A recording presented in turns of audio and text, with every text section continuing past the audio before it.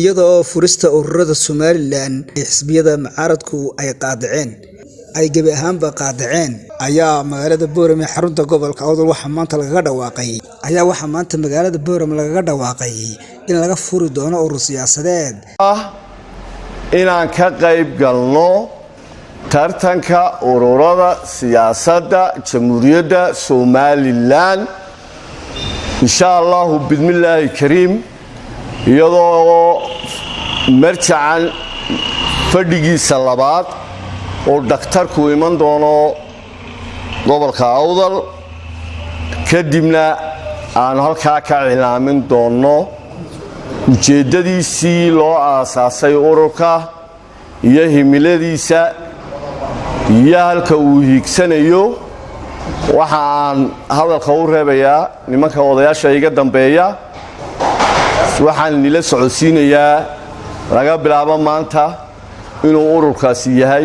urur jira magaciisa la yiraahdo barwaaqo maanta halkan waxaan u nimidnay inaan ka ilaamino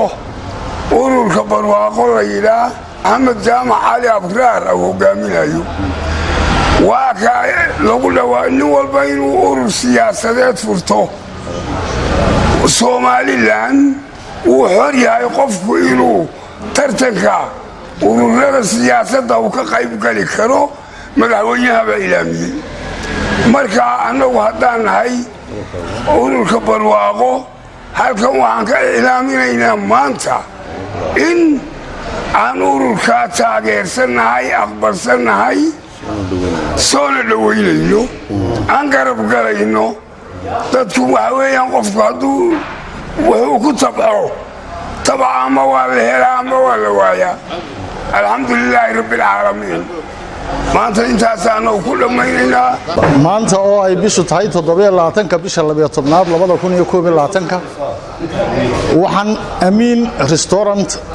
kaga dhawaaqnay ee ku yaal magaalada Boorama urur siyaasadeed cusub oo kamida ururada loo furay Somaliland ururkaasi oo magaciisa la yiraahdo barwaaqo una ka yahay chairman Dr. Maxamed Ali Jaamac Abraar ururkaasi oo ka qayb qaadan doona tartanka doorashooyinka ka dhici doona dalka Jamhuuriyadda Somaliland waxaan halkan ka taageeraynaa kana taageersanahay lana shaqaynaynaa soo dhawaynaynaa xisbi siyaasadeedka cusub ee maanta lagaga dhawaaqay magaalada Boorame maanta isugu nimidnay inaanu ka jawaabno baaqi madaxweyne Muuse Biixi Cabdi oo u furay wadankan in laga furo ururo siyaasadeed tartamina doona cidii Ilaahay calaf ugu daran ay soo bixi doonto halkan maanta waxaan idin sheegaynaa inaanu kaga dhawaaqnay ururka la yiraahdo